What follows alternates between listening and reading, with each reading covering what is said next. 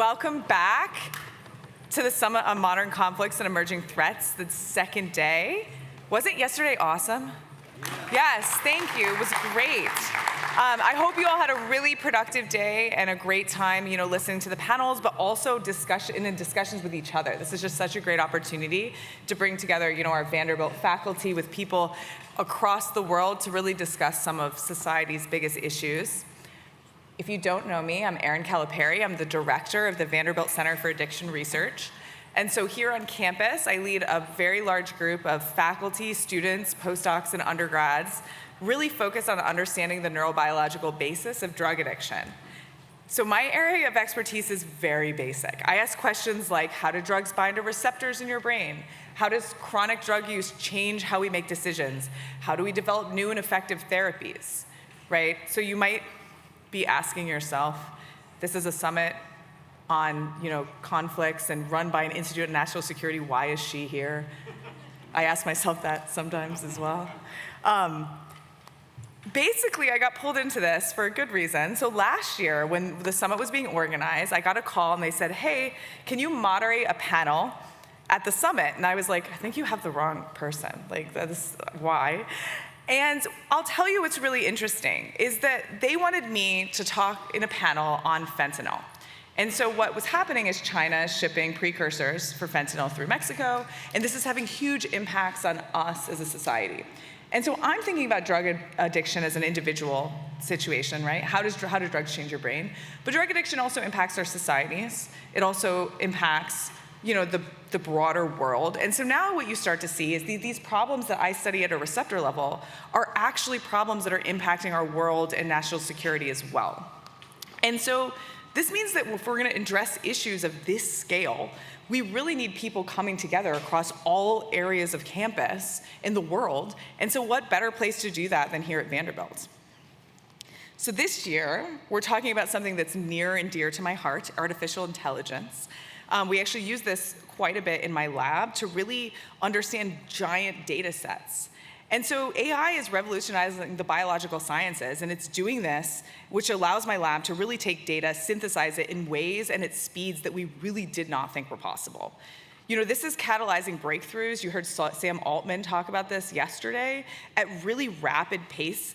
It's being used to do things like make better drugs, predict what drugs will work, use patient information to really understand outcomes and health risks, and also, so much more in the biomedical field. But what we're also talking about today is how AI can be used by our adversaries to really collect data and weaponize this against us. And so I think this is the perfect time to come together and think about creative solutions to these problems. And so that's what we're really doing here this week. One thing I want to say is that this event really highlights what makes Vanderbilt so special, right? We have leaders across campus that are invested in really getting out of their own areas and discussing these kinds of issues. And so this can really only happen when you have an institution that supports your faculty at the level that Vanderbilt really does.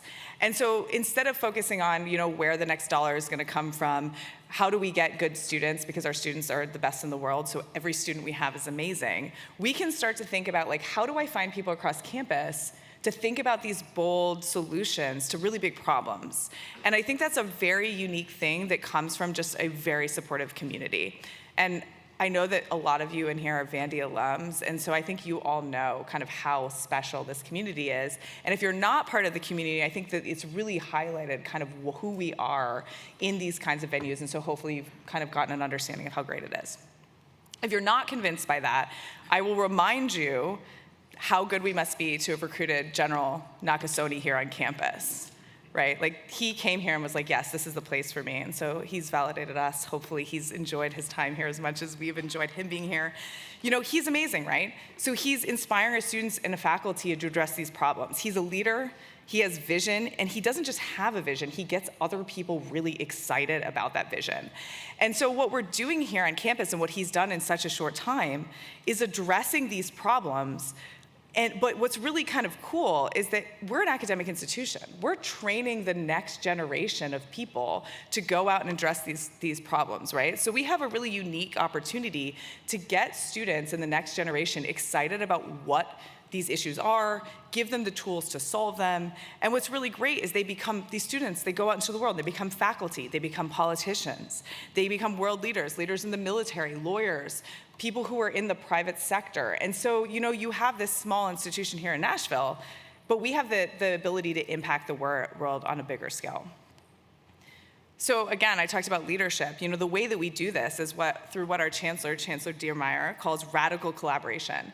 And so what we're doing is we're bringing together across areas to collaborate in ways that we really maybe you haven't thought about before.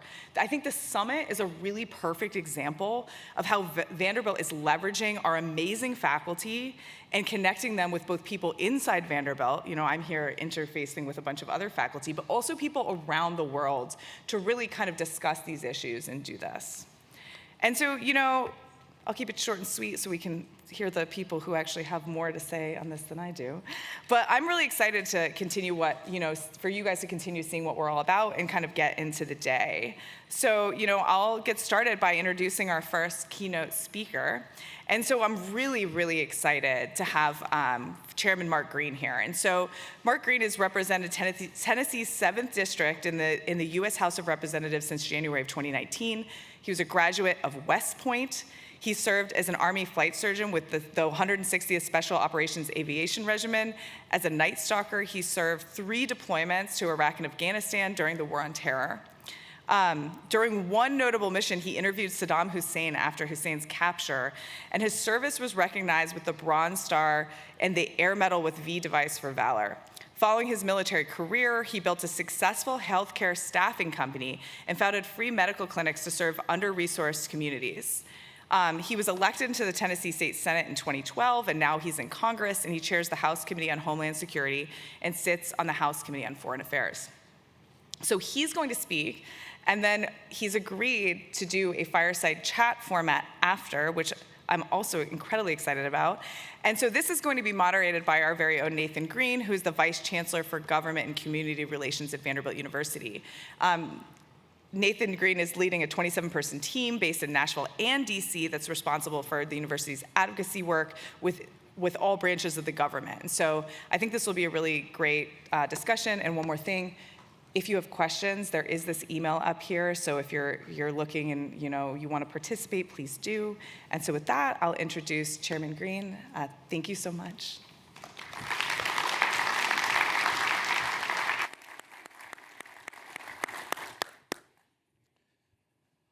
Well, it is an absolute delight to be here and to join Vanderbilt University's Summit on Modern Conflicts and Emerging Threats. I will say, I'm not so sure about the word emerging, though. I'm a fly fisherman, and when you think about fly fishing, the water column, the bugs sit in the bottom, and they go through their various nymphal stages, and they emerge from that aquatic environment into the air. I think we're past that. I think our enemies are inside the gate. And we'll talk about that a little bit today, but I know you've already talked about it, but I want to say this university is uniquely positioned and led to bring the policymakers and the tech experts together to have us think at the whole of government level how we handle the threats that are in front of us. And in my world as chairman of the Homeland Security Committee, right now that's cybersecurity.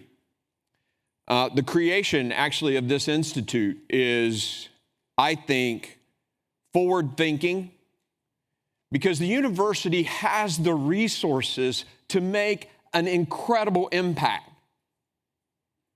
From the history department that informs us on how nations will behave to the tech guys who are writing the AI, utilizing the AI. Hell, we're at a point now where we're having AI tell us how to ask the questions of the AI. And your school, this university, is the right place to lead this effort, and I commend you, and it is an honor for me to be here. And it's really an honor to get to see someone that I've known for many years, General Paul Nakasone. Now, this guy's a legend, just so you know. I mean, you probably know this, but I mean, he's a legend in the cybersecurity space, both offensive, defensive, but he's also a great human being. And I want to tell you, thanks for choosing Nashville, and thanks, Chancellor, for going after the guy. But hope you're settled in and enjoying it. And the Stage, for me, I don't own stock in it. The Stage is my favorite bar downtown, just so you know. I'm also proud to represent this institution because of your chancellor and the leadership. And I remember when the board was recruiting him to stick around, and I mean, it was a no-brainer for everyone. And I'm especially proud of his efforts to refocus institutions at this level back on the purpose of education.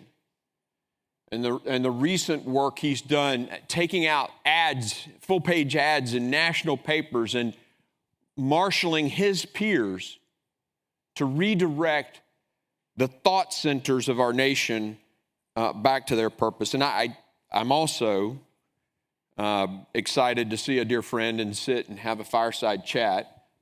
Although I don't, Nathan, I don't see the fire anywhere. But look, I've known this guy for a very long time, and we're not related, okay? But we're good friends. I think my staff just gets a chuckle out of when you come in and we're hugging and slapping each other. It's like, we are brothers from another mother, as the phrase goes, but it's good to see you, and thanks for what you're doing here. There are a lot of people that have to work to put on an event like this, so to all of you, thank you for doing it. Summits like this are critical because of what was just mentioned, the dialogue that occurs in between the sessions. That's the real value. Our world is in an incredibly dangerous place. And I would submit it's more dangerous than at any point in my lifetime. And I was alive when it was a bipolar world with the Soviet Union and the United States and the West pitted against one another. But the uncertainty of the moment we have in front of us today and where technology is and how it can be used against us is frightening. And I want to talk a little bit about history at the 100,000-foot level and what's gone on for a very long time. But if you go all the way back to the 30 Years' War, the Peace of Westphalia, which ended that war, created a paradigm in at least the Western world and most of the world about sovereignty and nations, but it also began what I like to use the term the polarity cycle. And that's where, after a massive war, you have exhaustion of the various nation states. They come together, they make agreements that become this legitimacy phase based on those agreements, and everybody's equal. And if you look specifically at the way that peace treaty was held, they had this one room with 30-something doors so that each nation, regardless of the size of the nation, regardless of the power of their armed forces, would all enter the room at exactly the same time.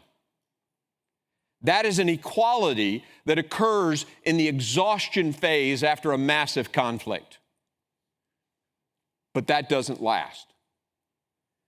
Stronger nations begin to build their own power because they fear other nations, and in that balance of power quest, the smaller nations begin to align with the bigger nations, and before long, we have a bipolar structure in a region of the world, and that ends almost exclusively in a major conflict or war. And that scares me to death. Because right now, we are in an alignment phase. We need allies. The unipolar moment is gone. And we need to educate our policymakers especially, but our businesses as well, our global institutions, that it's about allies. And I fear that we have leadership that doesn't understand the importance of having allies. In this great competition with China, I think cybersecurity is the one place that the enemy can hurt us the most without triggering a massive response. And the sad reason for that is we as a nation have never defined what our cyber response will be. We have a second use policy on chemical and biological weapons. If you hit the United States, that's when we'll hit you back with those. But we will not use a first. On nuclear, we reserve the right to say we will first use nuclear if we have to. That's a stated policy of the United States. But if you hit us with cyber, we don't have published to the world a response strategy. And I think that is a failure of our leadership, and we got to fix that. I think one of the other failures that we're coming out of right now, something we're fixing now, is this notion that our private sector can defend itself. We protect our borders as a nation, we protect our ports, we protect our ships at sea. But for years, we thought, in terms of cyber, the private sector has the responsibility to protect itself. And against nation states, that's a fallacy. And it is time for the federal government to step up and defend the cyber sovereign border of this country. You look at the attacks that have already occurred. And I mean, in terms of the enemy, China, or that no one likes to call them an enemy, okay, great power, competitor, whatever word you want to use, the conflict is real. And we've missed some of the important things like if you've ever heard the DIME paradigm, diplomatic, informational, military, and economic warfare, right? So we missed a lot of this for decades. The economic warfare that stole the intellectual property from Motorola and put a multi-billion-dollar company out of business in the cell towers business. We lost thousands of jobs, and we lost billions off our GDP. It takes GDP to buy tanks. It takes GDP. That conflict has been going on for a long time, and we missed it. Diplomatically, I hinted about the current polarity of the world in this competition for alliances. The Belt and Road Initiative has been going on for a very long time, and it is stealing our allies from us with dollars. The assault on the U.S. dollar from the BRICS nations is just a further step of that. But the information and IT, the cyber stuff, is probably the boldest of all. If you look at Volt Typhoon, Salt Typhoon, they're in our infrastructure, they're in our telecommunications systems. But do you hear Americans talking about this? Imagine if the Russians took a satchel charge and placed it next to a cell phone tower and had a clacker in their hand, a triggering device that could blow that tower up anytime they wanted. But with China still in our telecommunication systems, that's exactly what we have. And that ought to piss every one of us off and motivate every one of us. And that's why I'm so thankful this university is addressing this issue and leaning forward. We've got to get the rest of America awake on the threats that are out there. But it's not just with cyber, great power competition. There's criminals out there. The Change Healthcare ransomware attack took 1/3 of Americans' personal, sensitive data and put it on the dark web. I mean, it's time to act. Well, let me tell you a little bit of what we're trying to do in my lane. When I took over as the chair of Homeland Security, I sat down and said, okay, what are the big issues? The southwest border was the 25-meter target at that time. We had all sorts of people coming across the country. I asked the FBI director, can you assure me that Hamas is not in that? And he said no. The gangs, the cartels, the fentanyl that was mentioned earlier, killing thousands, hundreds of thousands of Americans, that was my 25-meter target. But that's been addressed with executive orders. The next most important thing in front of me is cybersecurity. And as we sit down and look at what Ken Green and the Committee of Homeland Security do, well, we can address 3 critical problems.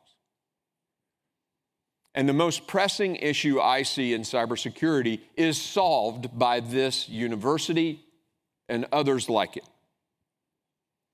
And that is the workforce shortage. 500,000 empty jobs, cybersecurity jobs in America right now. I asked FBI Director Ray, I said, Director Ray, tell me about your staffing and how you stack against China in this space. And he said, Chairman Green, if I took every single cybersecurity expert I had and put them on the China desk, I'd still be outnumbered 50-1. The cybersecurity workforce shortage of 500,000 people is our nation's, as far as I'm concerned, #1 issue. And so we passed a piece of legislation to create an ROTC-like program that would pay for kids and adults to go back to school, get a cybersecurity degree, and you pay back the obligation by working for the government.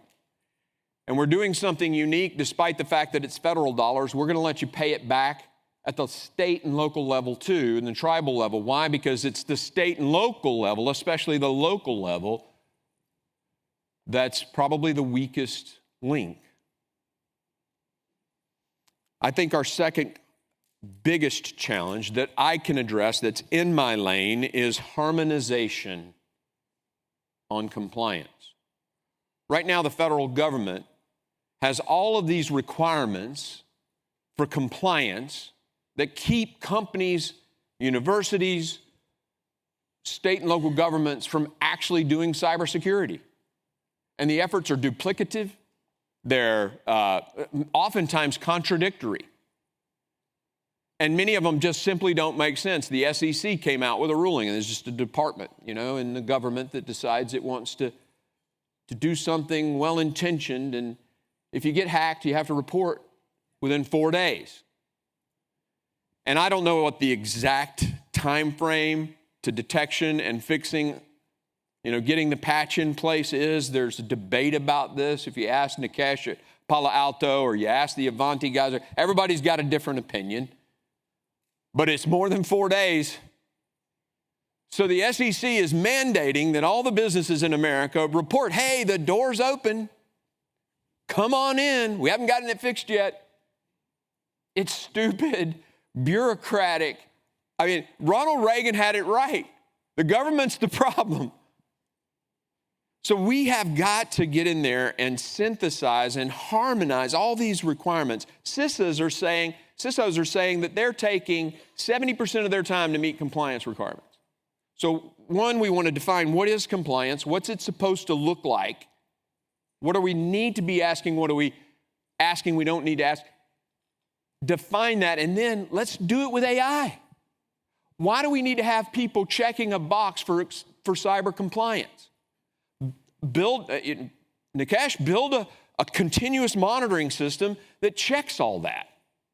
There's no reason why we can't have a software package we pull off the shelf and bam, it meets all the compliance needs, and all the individuals that have been back checking boxes and not doing real cybersecurity, defending the network, defending the institutions, can get back to doing that. So that's my second biggie. My last one, my third, is a little more difficult. And I ran a healthcare company. I get the concept of first to market, but first to market results in rushed applications with vulnerabilities. It just does. Businesses don't want to, I know the president of Microsoft. We don't want to talk about all this, Apple, but it does. We've got to figure out how to reverse that economic model. and ensure that when software, applications, other things hit the market, they're safe and they're not going to create a vulnerability.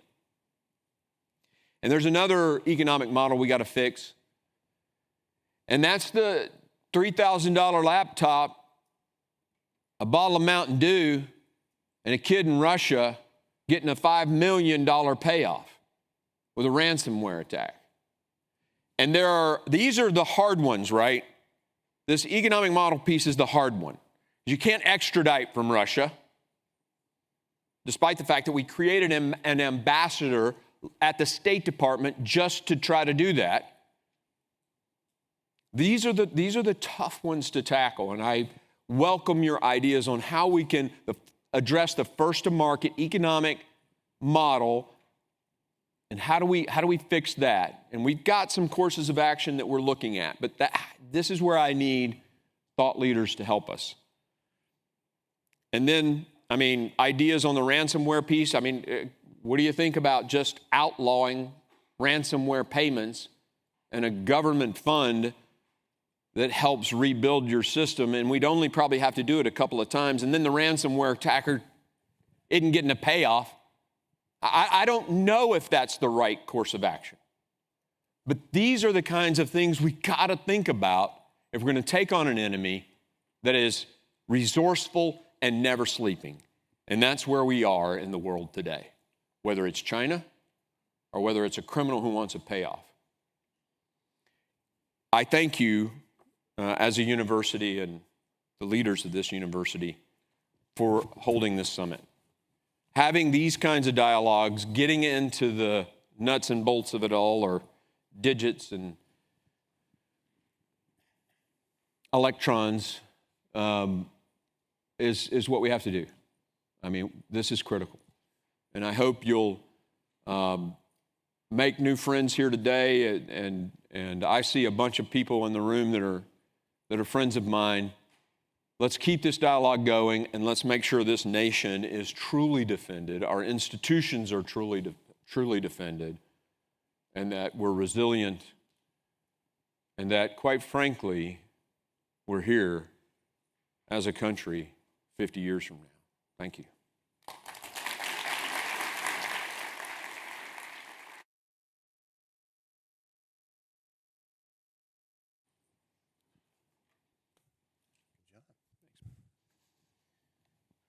All right, everyone. Everybody hear me? Yeah, it's usually not a problem. First of all, before we get started, I want to remind everybody that you can submit questions like you did yesterday, for those of you that were here, to modernconflict@vanderbilt.edu. We will certainly, in our discussion, take a few of those. Congressman, it's, like you said, it's always a pleasure to have you on our campus, and for, you represent our campus. You are our advocate in D.C. You made, we talked a lot, had a lot of industry leaders that talked a lot about artificial intelligence and its role in this process. You gave us a compelling kind of description of where we are, some of the concerns that you have in the area of responsibility. So we've got this clear level of competition. You made it absolutely clear in your address. It's multidimensional in many ways. So you've made a compelling argument that we're not ready, that we're behind, that there's some things that we need to do. So, digging a little deeper on that process, what in your seat in Congress and from a policy standpoint with artificial intelligence in mind, how can we catch up? How can we be more competitive? How can we regain maybe an edge that we don't have right now? You talked about synthesizing and harmonizing a lot of our efforts. Where does AI play into that? And what would be some of the next steps from your standpoint that Congress might want to take or need to take? Well, that's a very broad question, Nathan. I would expect nothing less from you. It's a lot like the 12-step program. Part of your question. The first step to fixing an issue is to know you have a problem. And I think we're still in the phase of educating Americans that, I mean, even in some of our biggest multinational corporations, that China has nefarious intent. And you don't have to convince the folks in the Philippines or in Vietnam. But unfortunately, there are a lot of Americans who don't.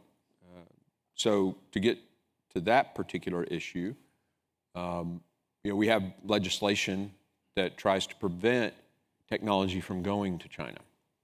But DeepSeek scared everybody to death, right? I mean, about chips and all of that stuff. Josh Hawley and I have a bill that would require a licensure. It's another step to make sure that technology doesn't get over to China. We have to protect our intellectual property. And so I guess recognizing the problem is something that's really important. In terms of AI, we just have to beat them. And we will. I mean, I think we're ahead. You know, you mentioned that I implied that we're behind. I think we're behind in some areas, but we're ahead in some areas. Mm-hmm. In AI, we're still ahead, despite what you see with DeepSeek. You know, we're still ahead.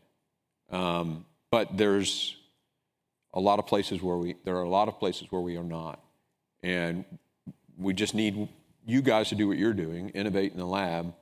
But you also, we also have to recognize the problems there. A lot of people, Americans, look at World War I. I mean, we're isolationists, right? We don't want to go to World War II. It took us all the way to being attacked ourselves. Mm-hmm. I mean, this debate about what's happening in Ukraine, it's in our country, it's divided our country. It's because we're not the bully in the world, and we don't like the fact that there's a conflict going on. And so it's hard to convince us sometimes, if you look through our history, that there's a bad guy out there, that there are bad guys out there. And we need people standing watch on that border and in the cyber border that could very well be a machine. And probably, not even probably, it has to be a machine. Because to defend against the AI attack, you need an AI defense. And so AI is a huge part of it. Mm-hmm. I don't know if that answered your question. No, and as usual, you gave a very concise answer. So this is going to go like our usual, most of our conversations in DC go here. I'm thinking of an ask here while I've got you on stage. I haven't quite. I've got so many conversations. Well, it is reconciliation. I mean, everybody else is coming up to the. Well, now that you mention it, that's for the walk when we leave. One question that I frankly wasn't thinking about possibly asking you, but based upon your comments and so forth, I think could really resonate with the group is, does Homeland Security extend into space? And, should we be doing stuff to protect our critical infrastructure, in orbit? We've got a Space Force now and all that. Where does Congress, where are policymakers going with that? It's interesting you asked that. We just recently caught a Chinese national fleeing the country after flying a drone over one of our space bases. So the answer is yes. The Department of Homeland Security, right now I have a bill, an anti-drone bill, basically that would empower local law enforcement. You got a Vanderbilt Stadium here, right? Imagine a drone and a terrorist. But local law enforcement doesn't have the authority to take down that drone. It's the same with, these incidences of, it happened at a space base, and of course DOD has its own authorities, but we've got to address that issue. But yes, absolutely, there's a piece to play. I don't, not out at a satellite somewhere, but in the controlling mechanisms of those satellites. One of the things we recently had a classified briefing on, so I have to be a little bit careful here, but I'll say what's in the open source information. Bitcoin mining is a massive drain on our power. And if you build a big enough, Bitcoin mining site, you can actually put the grid in that area at risk. Well, guess what some Chinese-backed companies have done? Built massive Bitcoin farms right next to our nuclear silos and right next to space command places. So your question was, does Homeland Security have a role all the way out there? Well, not on the satellite, but clearly protecting the systems that are out there that we're using to defend our country. You know, we saw a report maybe earlier in the month. Secretary Wright was at Oak Ridge National Laboratory and spoke about these AI data centers that he would like to create at maybe at each national laboratory. You know, the administration clearly sees a benefit there. What are your thoughts about what, you know, the secretary mentioned and about how Congress can be a partner with the administration, you know, in tying these to the national labs that we have across the country? Well, AI advances our ability to, I mean, it does advance our ability to reason and to think. And, you know, when you marry it with an innovative human scientist or mind, it is synergistic. You know, it's that old saying about the sum and the parts, right? So I think Congress obviously can authorize these things, pay for these things, and make sure that they're happening. But with AI, we can also make sure that the dangers of AI are protected against. And I loved my West Point classmates. Mark Esper was my West Point classmate, Secretary of Defense. And he came up with I think the first time the DOD came up with a policy on AI. And his principles, and I can't recite them, but I'd encourage people to look at them on how we control and regulate, and I hate that word even though I'm in Congress, AI, and make sure that the bad things don't happen. But Congress can play a role in that. We had like a bipartisan task force that looked into this and made some recommendations to the speaker and the minority leader. We haven't reconstituted that task force in the 119th. Is there plans for Congress when considering things like AI and, you know, that dreaded word regulation, that maybe this would be either very similar to a bipartisan task force or better coordination between your committee and other relevant committees? Well, one of the things that I've done is, you know, it's the nodes in between, the silos, that are now the big threat. And so when I came in to become the chairman of Homeland, I created what I call the Cyber Subs Committee, because not only is our federal government siloed, our institutions siloed, our businesses siloed, the Congress is siloed. And each committee has its own sort of subcommittee, if you will, on cybersecurity. So the Energy and Commerce Committee has a cybersecurity, DOD has a cybersecurity, and they weren't talking to one another. And so I started this quarterly meeting of all the cyber subs. And honestly, that's where we got the solution for the workforce shortage. Now those cyber subs meetings are focused on harmonization. But we have to think of this as a whole of government. So your question about, is there a caucus or is there a, you know, leader who's bringing it on? I think that Cyber Subs Committee can be a vehicle for that, specific to AI, at least from an AI defense standpoint. But what you referred to right now, we're focused on the budget. Yeah. And reconciliation, and there is some cyber and AI stuff in that reconciliation. But yeah, I think having a get together of what the group you're talking about isn't going to happen for probably 2 more months.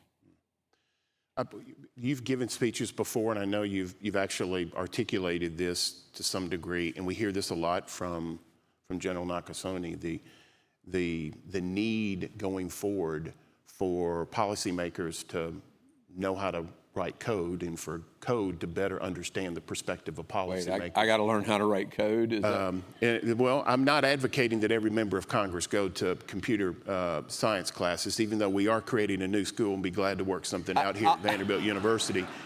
But talk about why that's important and how in your role you've seen that perspective really matters. So absolutely, every job I've ever done, you have to have, to be a leader, you have to have a degree of competency.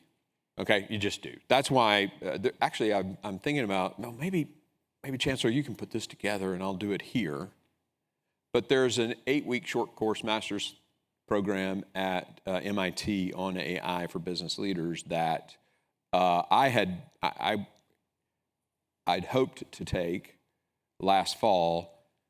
But life didn't allow it. So sometime this year, this is how you can take politicians. Like I did several of these with LSE, London School of Economics. I'll just take night classes on, the political economy, or I think it was Teddy Roosevelt who died with a how-to book on his chest.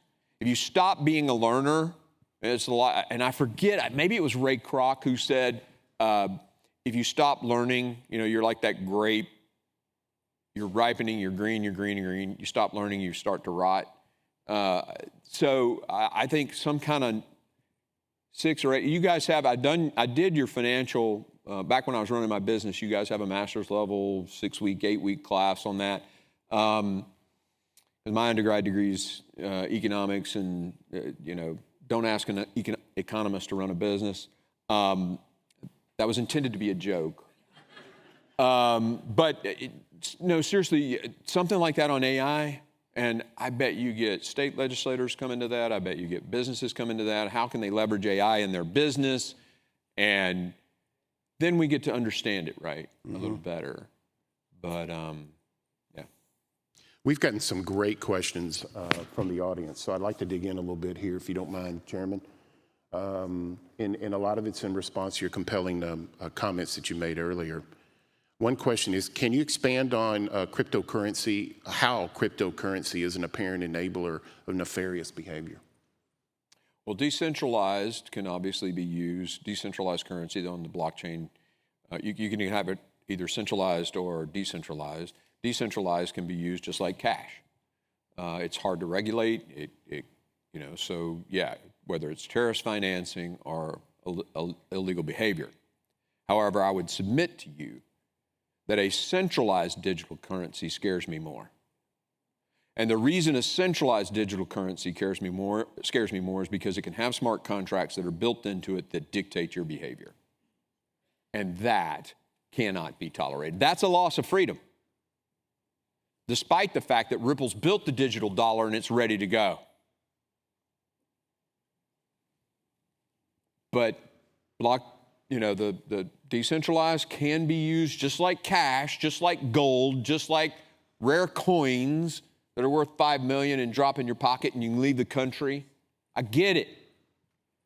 But what scares me more is centralized digital currency, where the government can tell me, no, Green, Tennessee's bought too much diesel, take your F-250 home. Believe me, that could happen. Or Green, you bought too much ammo this month. Freedom, centralized digital currency, freedom's gone, or could be. Congressman, we've had several questions regarding, your description of the world, of where we are, and the importance of allies. So in the next 5 years, what countries do you see as allies that we need to cultivate? Cultivate. Well, when I was running, or maybe even retain or strengthen. Yeah, I was about to address that issue. When I was running my business, we used to have my company. I used to have a thing I would tell my people: our best customer is the one we have right now. And so, look at who helped us respond to the Houthis. There were just a few nations that were in the Red Sea firing missiles and flying jets and bombing them when they were launching missiles at shipping in the Red Sea and redirecting the entire supply chain around the south of Africa. It was England, Great Britain. And obviously, that is probably our number one alliance. And it's fascinating. We got into a little kerfuffle there at the beginning of our relationship with England, if you'll recall.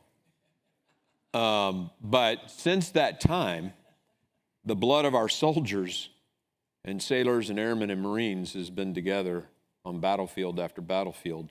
And I will tell you a personal story.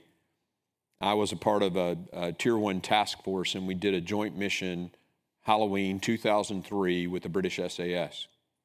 I was the casualty evacuation aircraft, and as the ER physician in that aircraft, I'm there to help when it goes south. And the Brits were hitting a part of the target, and the bad guys blew a charge after the breach charge. So these guys breach the door, they go in, and a charge goes off, and 4 of them go down. And I get called in. She mentioned the air medal with a V device. That's where that came from. So we fly into the target, and we pull 4 British guys who are there because we got attacked, Nathan, onto our aircraft. And I lost one of them. But alliances matter. And we cannot forget our friends. And that one is number one. Now, NATO and all the others that have been traditional alliances are critical to the security of this country in a bipolar world. That unipolar moment, very unique in history, is gone, and now we sit and people are aligning, and we need our alliances. When you think of a nation with, if their per capita GDP equals ours, at some point, their economy will be 4 or 5 times the size of ours. Alliances are critical. We're losing Latin America. I mean, the election in Honduras and the loss of the recognition of Taiwan by that country, I mean, I think we're down to like 7 nations that are with us with Taiwan. Latin America is very concerning. Recent success in Argentina, very good, but Brazil is disintegrating, one of the largest economies in the world. And so I think Latin America, the Caribbean, very critical. China is influencing the Caribbean nations. And we have to be careful of some of the policy decisions we make that trickle down on, for example, on tariffs on shipping and things like that, impact the cost of goods in those countries too, see? So it's hard to make friends when you're creating an inflationary situation in a neighboring country. So is there a risk maybe that as the president's looking at these trade imbalances and so forth, that there's a tariff policy that could result in allies of ours becoming more of a trading partner with China and changing that paradigm? Is that what your possible suggestion might be? You think that's a possibility? I thought we weren't going out on the thin ice. But I did kind of tee it up a little bit. But look, you know, fair trade should happen. And it is a true statement to say that the United States, you take Airbus and Boeing, for example. They're protectionist and have been. And Boeing is, when Boeing reports its economic data, you actually see a GDP move on for the United States of America. Yet they can't compete fairly in the world. That's unacceptable. So look, what's driving this is important and critical, right? We have to address this issue. But we have to be aware of the complexities of it, the trickle-down effects on friends, and we need to make sure we have a plan for that. How's that? Yeah, sounds great. Thanks. Just want to remind the congressman that I'm also on the stage, so this is a fellowship here I got you, man. We're engaged with here quite a bit. Yesterday, there were several references by a lot of people dealing with, the concerns of AI. And in many ways, they reference what you said, and that is that the United States is achieving great success with AI, is far advanced than some other countries may be. But the concern is that our military has elements of foreign technology through the supply chain elements, and that supply chain kept coming up in a lot of our conversations. So it's not just the military, but yes. Yeah, and it's just not the military. You take what's in my lane, right? It's our port cranes. And we did an investigation into what's going on in the port cranes. And we found that China, the company building these, had a modem and a way to communicate with images what's happening at our ports back to China. So they didn't even need a spy balloon. They got it at every port crane, right? So we have a bill that basically says you got to fix this issue. Think about if we were to choose to defend Taiwan, we would have to move military equipment over railheads, over barges to the sea to get on boats in a port. Well, it's nothing like having the intel of knowing exactly what your enemy is bringing to the table. Yet somehow we were, again, asleep at the wheel, and we bought port cranes with Chinese technology in it that can do just that. And so, those are the kinds of things that we're having to address at my level, and we're doing it. So I don't know. There's more to it on the DoD side. Yeah. But that's more Mike Rogers kind of question, the chairman of HASC. But having served in the military, having a son who now commands at Fort Campbell, that is a critical issue, and we have to ferret it out. And I do think the current administration is a dog on a bone on that. Mm-hmm. These are great questions. First of all, keep them coming, everybody. These are really, really good ones. There's a lot of similarities in a lot of this stuff.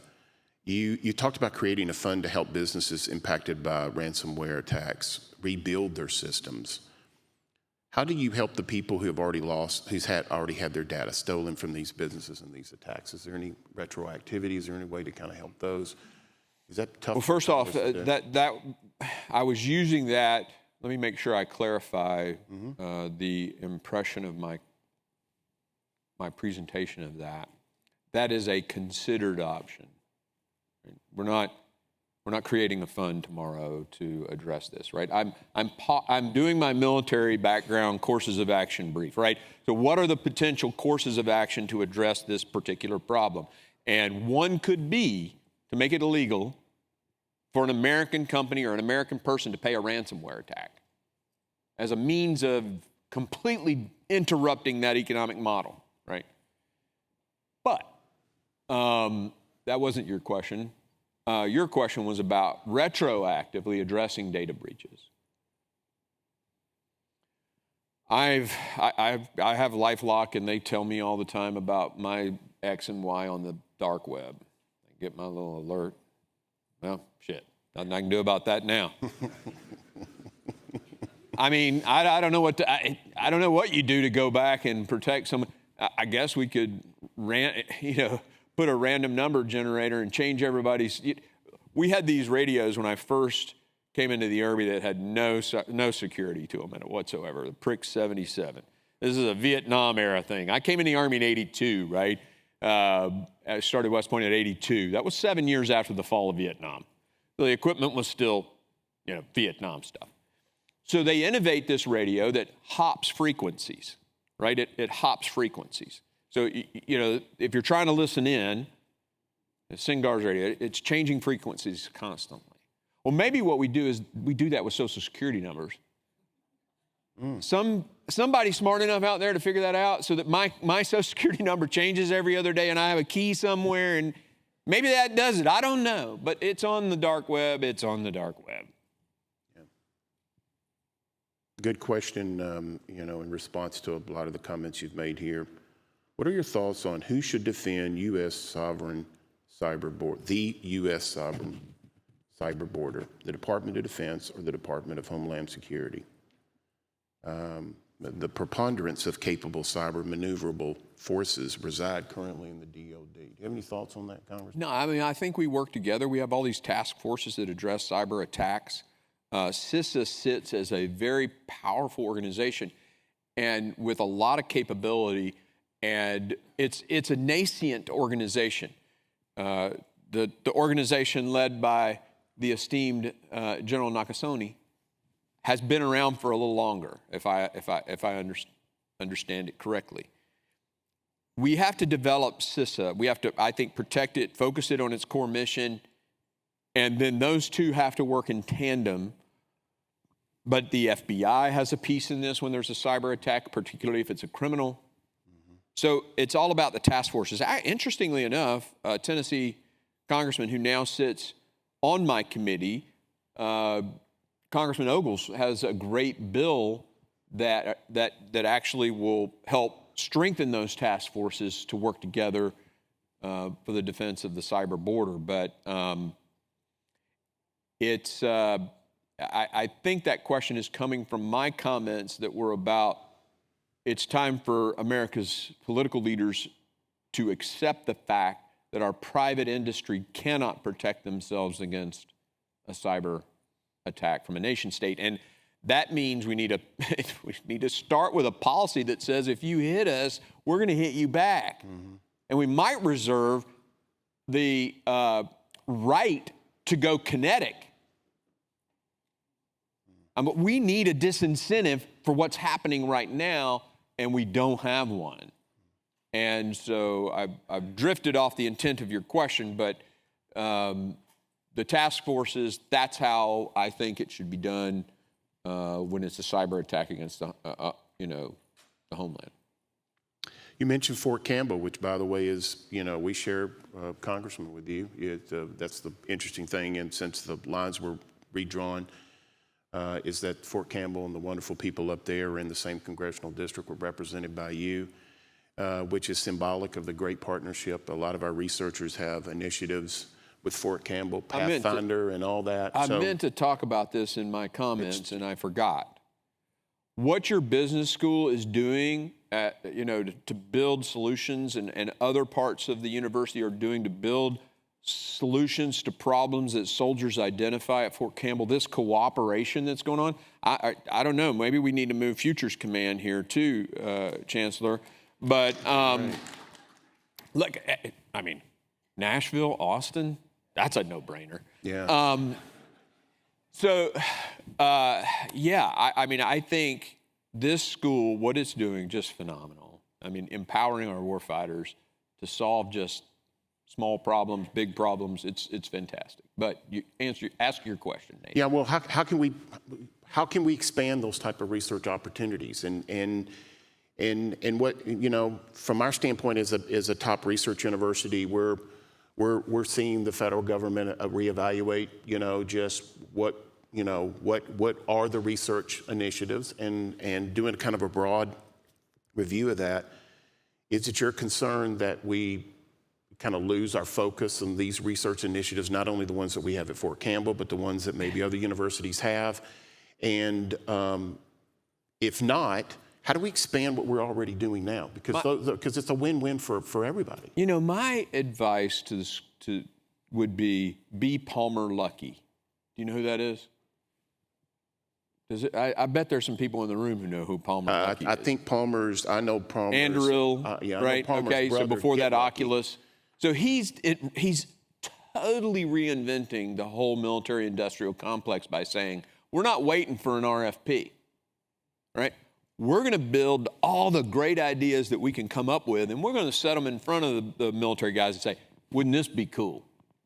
And to do that, you have to see how the military's domain warfare structured, the doctrine, all that stuff. So you have to be really into the system and knowing what's going on and how we're fighting and thinking yourself, before the Army or the Navy or the Marine Corps or the Space Corps or the Guardians ask for it, you got the idea to the solution. Mm-hmm. So from a research standpoint, I would say you're already at the tip of the spear at Fort Campbell, right?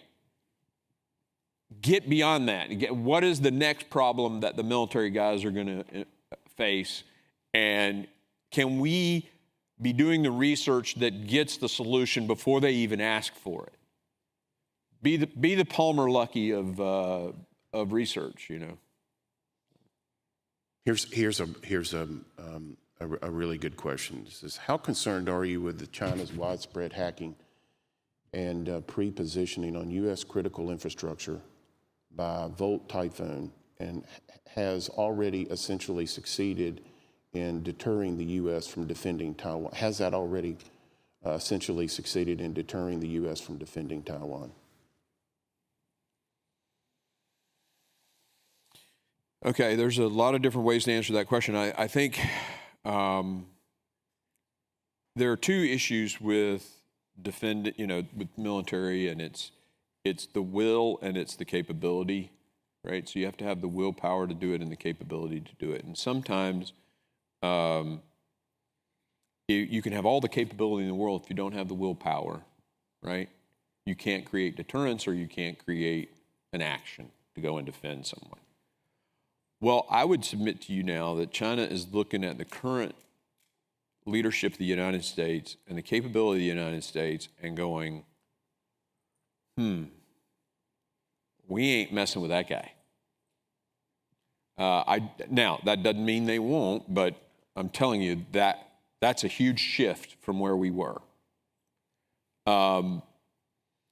Would we defend Taiwan? I mean, I think it's in the position that I sit right now, it is the most important thing for me to say to answer that question is absolutely yes.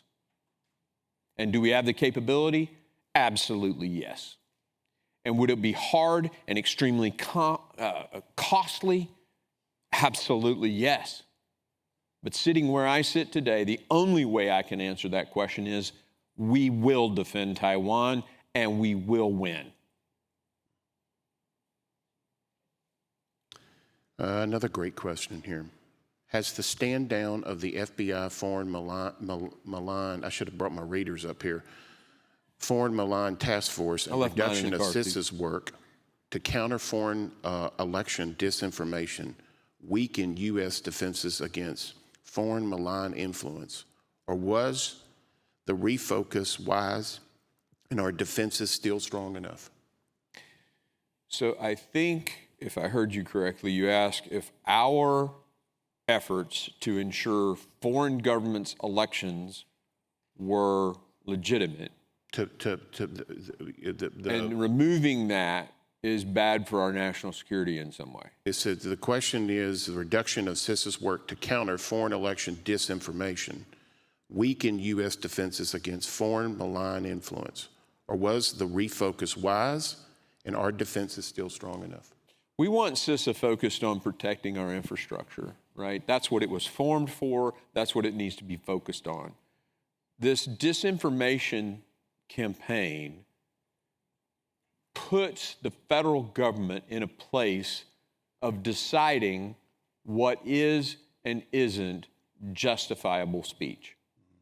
And I, as a freedom-loving federalist, don't like that. Now, were foreign actors and bots and all this stuff involved? Yes. Is there something that we could do to block that? Yes. Should we? Yes. Leave it at that. Leave it at that. Time to talk about reconciliation, I guess, right? Great questions, everybody. Keep them coming. These are really good. The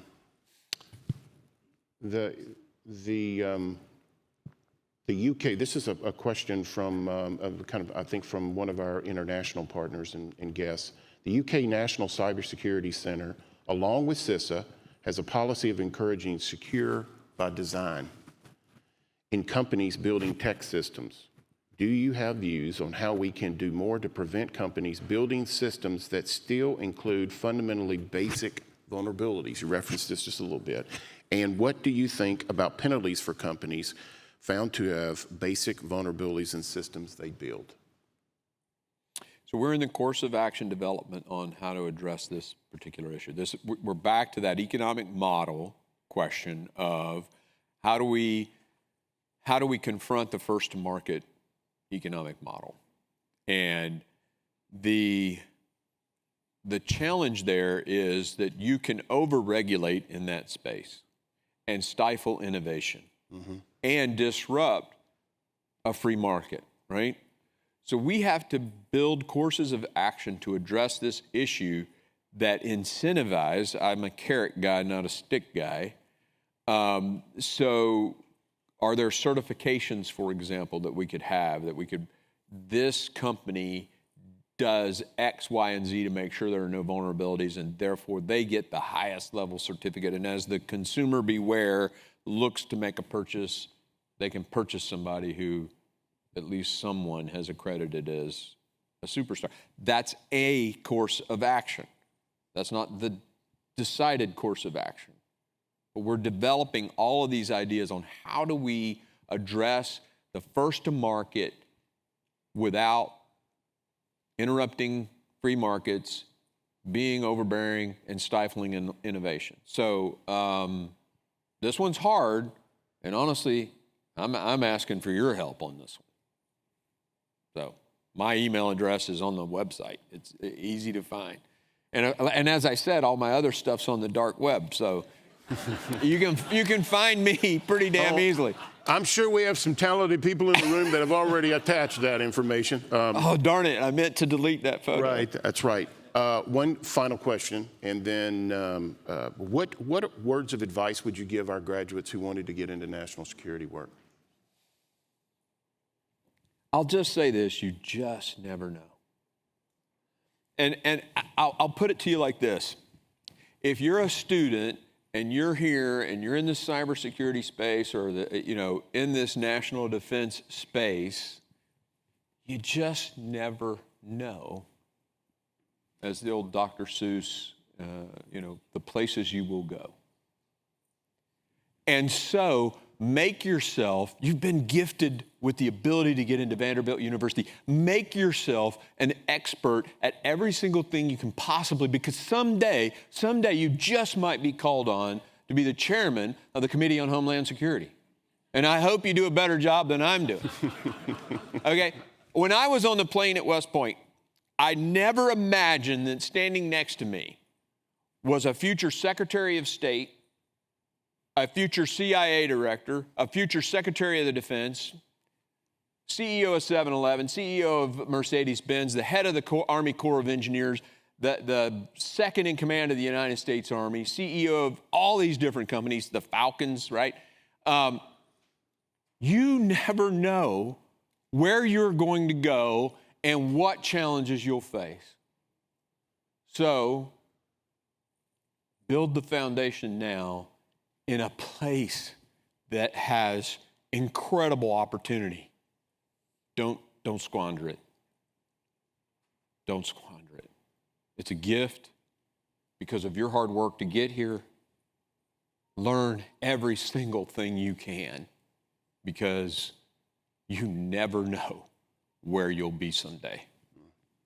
One final question. I know you're working behind the scenes. Are you going to get the Army-Navy game to Nashville? Ralph, where's Ralph? I think he's in the room. We're doing everything we can to make that happen. Cadets and midshipmen walking up and down Broadway would be a beautiful sight. That'd be fantastic. As Army beats Navy, hopefully in Nashville.